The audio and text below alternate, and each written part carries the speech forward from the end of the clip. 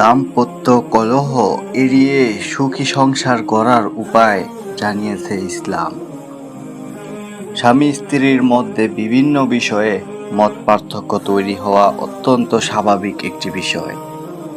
অন্য যে কোনো স্বাভাবিক মানুষের সম্পর্কের মতো দাম্পত্য জীবনেও মতভেদ আসতে পারে। তবে এই মতবিরোধগুলো যদি ভালোবাসা, পারস্পরিক শ্রদ্ধা ও প্রজ্ঞার মাধ্যমে সমাধান করা যায়, তবে দাম্পত্য জীবন স্থায়ী ও আনন্দময় হয়ে ওঠে। একই সঙ্গে এর একটি ইতিবাচক প্রভাব সন্তানদের উপরেও পড়ে। অন্যদিকে সমস্যাগুলো সঠিকভাবে সমাধান না করা হলে ছোটখাটো বিষয় রূপ নিতে পারে বড় অশান্তিতে, যা পরবর্তীতে বিচ্ছেদের মতো অপ্রীতিকর পরিণতি ডেকে আনতে পারে। নিচে দাম্পত্য জীবনের কলহ এড়িয়ে সুখের সংসার গড়ার কয়েকটি মূল দিক তুলে ধরা হলো। 1. নিখুঁত সঙ্গী পাওয়ার আশা না করা। পৃথিবীর কোনো মানুষই নিখুঁত বা পরিপূর্ণ নয়। সঙ্গী হিসেবে স্ত্রী চরিত্র, স্বভাব, ধর্মীয় বিধিবিধান পালন কিংবা গৃহস্থালির প্রতিটি কাজে নিখুঁত হবেন এমনটা আশা করা একেবারেই অবাস্তব। তাই জীবনসঙ্গীর কিছু বিষয়ে ভুল ত্রুটি বা অপছন্দনীয় দিক থাকবে, এটি মেনে নেওয়া বুদ্ধিমানের কাজ। এ বিষয়ে রাসূলুল্লাহ সাল্লাল্লাহু আলাইহি ওয়াসাল্লাম বলেছেন, কোনো মুমিন পুরুষ যেন কোনো মুমিন নারীকে সম্পূর্ণ অপছন্দ না করে। যদি তার একটি স্বভাব অপছন্দ হয়, তবে অন্য একটি স্বভাব অবশ্যই তার ভালো লাগবে। সহিহ মুসলিম হাদিস 1469। নাম্বার 2, কল্পিত ছাঁচে বদলানোর চেষ্টা পরিহার।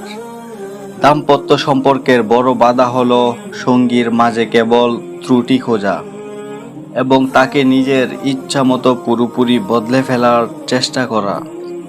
একজন নারী সম্পূর্ণ ভিন্ন পরিবার, পরিবেশ ও সংস্কৃতিতে বড় হয়ে ওঠেন। তার নিজস্ব শিক্ষা, মূল্যবোধ ও অভিজ্ঞতা থাকে। তাই তাকে রাতারাতি সম্পূর্ণ পরিবর্তন করার চেষ্টা করা অলীক ও বাস্তবসম্মত নয়।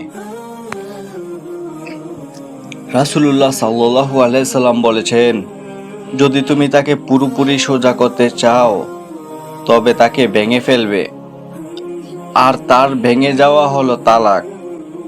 সহিহ বুখারী হাদিস 3331। নাম্বার 3, সঙ্গীর শারীরিক ও মানসিক অবস্থার প্রতি সংবেদনশীলতা।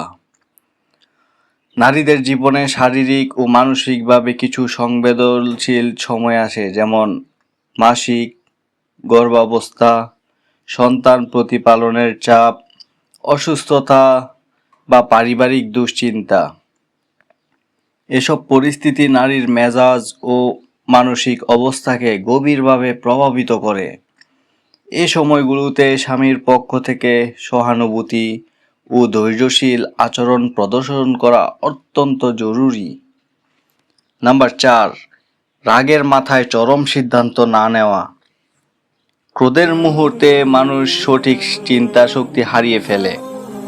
রাগের মাথায় গৃহীত সিদ্ধান্তে অহংকার ও আবেগের প্রভাব বেশি থাকে।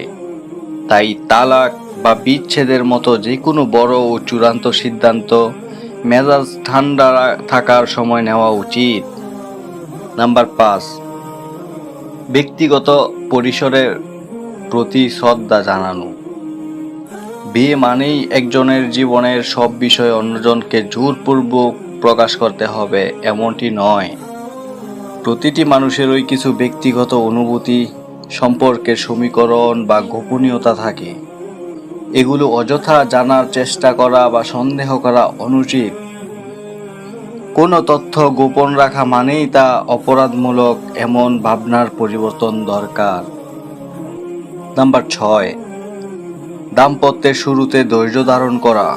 নতুন বিবাহিত জীবনে নানা ধরনের মানসিক ও সামাজিক সামঞ্জস্যহীনতা দেখা দেওয়া স্বাভাবিক। এ সময় নিকট আত্মীয় বা বন্ধু বান্ধবের ভুল পরামর্শে পরিস্থিতি আরও জটিল হতে পারে। শুরুতেই ছাড় দিলে সবসময় ছাড় দিতে হবে, এই ধরনের নেতিবাচক মান মানসিকতা বাদ দিয়ে ধৈর্য ও ভালোবাসার পরিচয় দেওয়া আবশ্যক। নাম্বার 7, পারিবারিক বিষয়ে তৃতীয় ব্যক্তির হস্তক্ষেপ কমানো। ছোটখাটো দাম্পত্য কোন্দল পরিবার বা বাইরের মানুষের কাছে নিয়ে গেলে পরিস্থিতি হিতে বিপরীত হতে পারে। ইসলামের প্রথমত স্বামী স্ত্রীর নিজেদের ভেতরেই সমস্যা সমাধানের তাগিদ দেওয়া হয়েছে। পরিস্থিতি জটিল হলে কেবল তখনই উভয় পক্ষের অভিভাবক বা বিচক্ষণ প্রতিনিধি নিয়ে বসার পরামর্শ রয়েছে।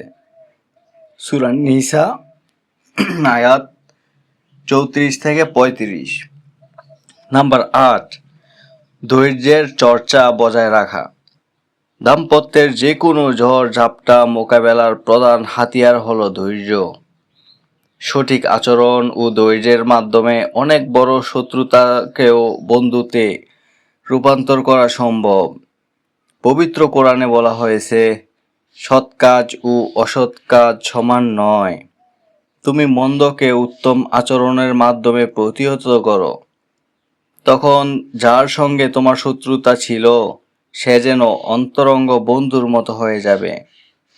আর এই গুণ কেবল তারাই লাভ করে যারা ধৈর্যশীল এবং যারা মহান সৌভাগ্যের অধিকারী। সূরা ফুসসিলাত আয়াত 34-35।